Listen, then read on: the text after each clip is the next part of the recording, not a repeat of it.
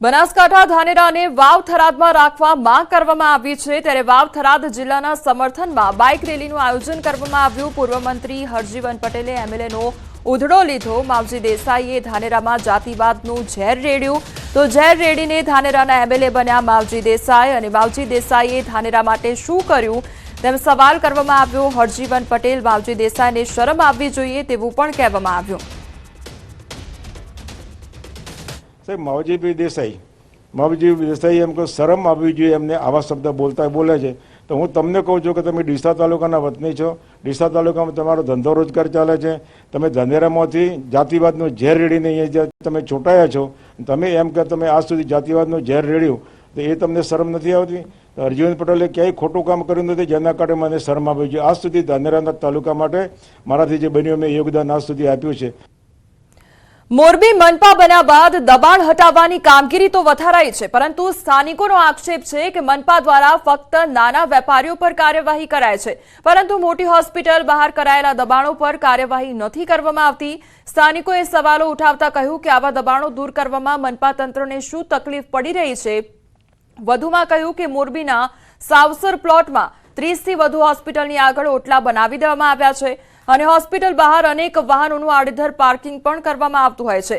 ત્યારે આડેધડ પાર્કિંગ થવાથી ઇમરજન્સી એમ્બ્યુલન્સ પણ ફસાઈ જાય છે અને લોકોને પણ હાલાકી પડી રહી છે। સ્થાનિકોએ ઝડપથી સમસ્યાનું નિરાકરણ લાવવાની માંગ પણ કરી છે। ની અંદર સાઉથ પ્લોટ મેઇન રોડ ની અંદર ઘણું દબાયેલું છે, દબાણ દૂર કરે। કમિશનર સાહેબ સારા આવ્યા છે તો એને નમ્ર અપીલ છે કે દબાણ દૂર કરે અને દર્દીઓ આવતા હોય એને કોઈ જાતની તકલીફ ન પડે અને એમ્બ્યુલન્સ છૂટથી ચાલી શકે।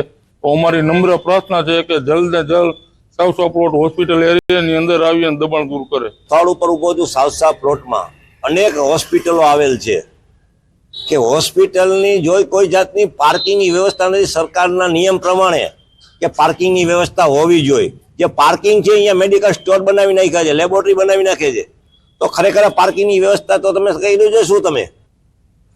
પોરબંદર મહાનગરપાલિકાને શિવસેનાએ આવેદનપત્ર આપ્યું અને પોરબંદર મહાનગરપાલિકા દ્વારા શહેરના તમામ આરટીઓ એજન્ટોને પત્ર લખી વાહનની લેવેચ પર પોરબંદર મહાનગરપાલિકાનો આજીવન વાહન વેરા ટેક્સ લેવાનું સૂચન કરતા લોકોમાં રોષ જોવા મળી રહ્યો છે।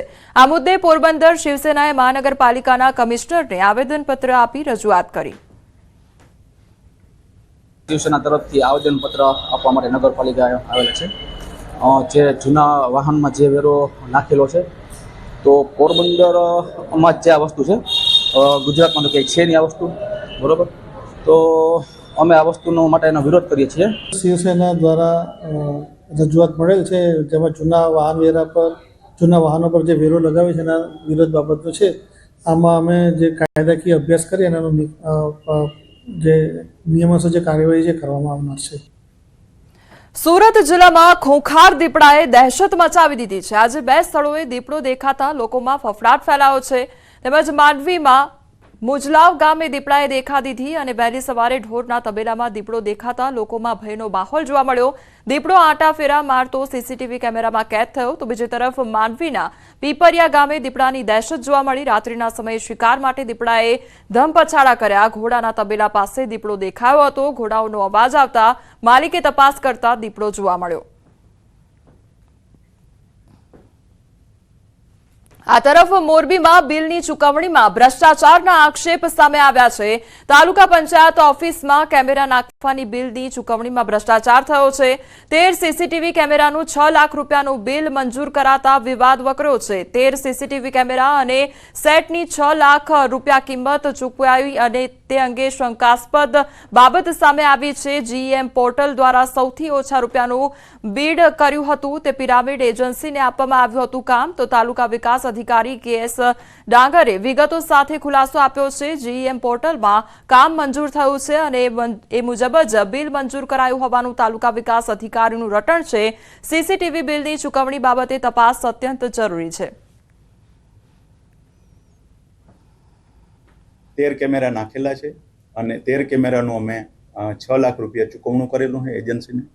અને આ જે કેમેરા નાખેલા છે એ ખૂબ હાઈ રેઝ્યુલેશન વાળા છે, નાઇટ વિઝન વાળા છે અને અવાજવાળા પણ, કે તમારું સાઉન્ડ પણ કેપ્ચર કરે।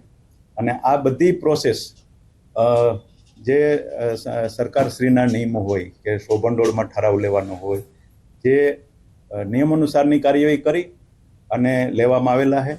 એમાં ક્યાંય ગેરરીતિ કરેલી નથી. ભરૂચની અંકલેશ્વર જીઆઈડીસીની કંપનીમાં કોપર વાયરની ચોરીની ઘટના સામે આવી છે અને કોહાઇજીન લાઈફ સાયન્સ લિમિટેડ કંપનીમાં ચોરીનો બનાવ બન્યો તો અજાણ્યા શખ્સો દિવાલ કૂદી કોપર વાયરો મળી 18,000ના મુદ્દામાલની ચોરી કરી ફરાર થયા. કંપનીમાં નવા પ્લાન્ટની કામગીરી ચાલી રહી છે, જે પ્લાન્ટમાં કંપનીની દિવાલ કૂદી પ્રવેશ મેળવ્યો હતો. જીએસઆરટીસી દ્વારા રાજ્યના વિવિધ રૂટની હોટલના પરવાના રદ કરવાના નિર્ણય અંગે ભાજપના પ્રવક્તા યજ્ઞેશ દવેનું નિવેદન સામે આવ્યું છે. લોકતાંત્રિક દેશ છે, કોઈપણ વ્યક્તિને કોઈપણ નામે ધંધો રોજગાર કરવાની છૂટ છે, પરંતુ કોઈની લાગણી દુભાય એ યોગ્ય નથી. આ પ્રકારનું નિવેદન તેમના દ્વારા આપવામાં આવ્યું. જીએસઆરટીસીને ઘણા સમયથી ફરિયાદો મળતી હતી કે અમુક હોટલો ઉપર સ્વચ્છતા બરોબર જળવાતી નથી, સાથે સાથે એમની ધાર્મિક લાગણીઓ દુભાતી હોય એવું લાગી રહ્યું છે. કારણ કે દરેક ધર્મની પોતાની લાગણીઓ હોય છે, દરેક ધર્મના પોતાના એક સિદ્ધાંતો હોય છે અને એ પ્રમાણે એનું પાલન ધાર્મિક રીતે થતું હોય છે. પેસેન્જરોને આ બધી હોટલો ઉપર ઊભા રાખવાનો મુખ્ય હેતુ એ હતો કે પેસેન્જરોની સુખ સગવડો જળવાય, પરંતુ પેસેન્જરોની સુખ સગવડો જળવાવાની સાથે સાથે એમને નુકસાન પણ થતું હતું. એમની ફરિયાદો પણ આવવા માંડી, એમને ઘણી જગ્યાએ તેમના નાણાં પણ વધારે વસૂલાતા એવી પણ ફરિયાદો આવવા માંડી. આ ફરિયાદોના આધારે કોઈ હોટલો બંધ કરવાનો સરકારે નિર્ણય નથી લીધો, પરંતુ એસટી નિગમ દ્વારા આ 27 હોટલો ઉપર એસટીની બસો નહીં ઊભી રાખવાનો એસટીએ નિર્ણય લીધો છે. લાગણીના વાવેતર શાહી સમૂહ લગ્નોત્સવનું આયોજન કરવામાં આવ્યું છે. આયોજન ધારાસભ્ય જયેશ રાદડિયાએ કર્યું છે. પિતા વિઠ્ઠલ રાદડિયાની સ્મૃતિમાં સમૂહ લગ્નોત્સવનું આયોજન કરવામાં આવ્યું. જામકંડોના જયેશભાઈ રાદડિયા ધારાસભ્ય દ્વારા જે 9મો શાહી સમૂહ લગ્ન યોજાવાનો છે તેને લઈને આપણે પહેલા સીધા દ્રશ્ય બતાવ્યું છે કેવી તૈયારી કરવામાં આવી છે.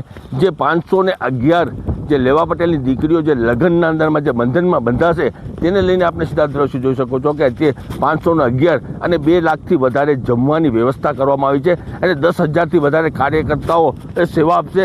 જે જામકંડોની ધરતી ઉપર જે રવિવારના દિવસે જે 26 તારીખે જે દિવાળી જેવો માહોલ જોવા મળશે. આપ સીધા દ્રશ્ય જોઈ શકો છો કે કેવી તૈયારી કરવામાં આવી છે અને આખરી ઓપ આપવામાં આવે છે. જે રીતે 511 છે 1994માં જ્યારે 13 લગ્ન જે વિઠ્ઠલભાઈ રાદડિયા દ્વારા કરવામાં આવ્યા હતા તેને લઈને હજી સિલસિલો ચાલુ છે અને હાલ 511 જે લગ્નનું આયોજન સમૂહ લગ્નનો કરવામાં આવે તેને લઈને પૂરેપૂરી તૈયારી કરવામાં આવી છે. આખરી ઓપ આપવામાં આવ્યો છે અને શાહી સમૂહ લગ્નના અંદરમાં જે વરઘરો બી નીકળશે અને લોકો આજુબાજુ વિસ્તારના લોકો તે ઉમટી પડશે અને 2 લાખથી વધારે લોકો જમવાની વ્યવસ્થા કરવામાં આવશે અને 10,000થી વધારે કાર્યકર્તાઓ સેવા આપશે. મુનાફ બગાડી, વિઝન ગુજરાતી, જામકંડોળા. દેશના પ્રધાનમંત્રી મોદી જેને નામથી ઓળખતા અને મહિલા ઉત્થાન માટે જેમનું ઉદાહરણ પણ આપતા તેવા તાલાલા નજીક આવેલા સીદી બાદશાહ સમાજના હીરબાઈબેન લોબીનું નિધન થયું છે. મૂળ જાંબુર ગામના રહીશ હીરાબાઈ લોબીએ સીદી બાદશાહ સમાજના મહિલા મંડળના સ્થાપક અને મહિલા ઉદ્ધારક હતા.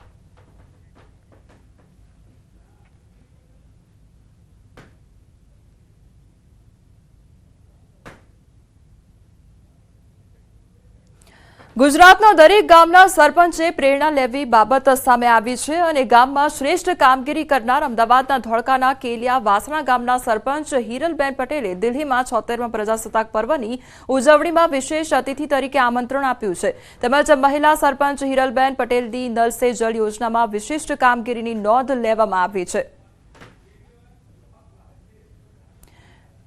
તો વર્ષ 2022માં હિરલબેન સરપંચ બન્યા બાદ ગામની પાણીની વિકટ સમસ્યાનો અંત આણ્યો હતો. ત્યારે ન્યૂઝ 18 સાથેની વાતચીતમાં તેમણે કહ્યું કે હવે તેમની ઈચ્છા છે કે તેઓ ગામમાં પર્યાવરણ પર કામ કરે.